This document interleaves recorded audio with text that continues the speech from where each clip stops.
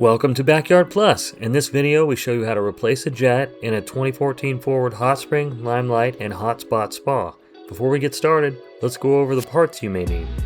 Parts you may need: 77179 Hydrostream Jet, 77178 Jetstream Jet, or the 77180 Hydro Massage Rotary Jet.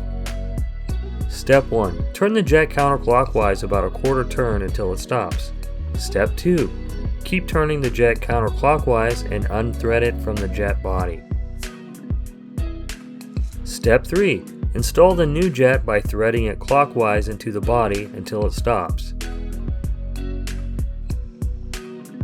Step 4. Keep turning the jet clockwise about a quarter turn to lock it in place.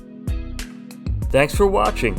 Our goal here at Backyard Plus is to save you money by avoiding costly service calls for repairs that you could easily do by yourself. If you have any questions or need to place an order, feel free to give us a call at 805-541-9000 or visit us online at backyardplus.com.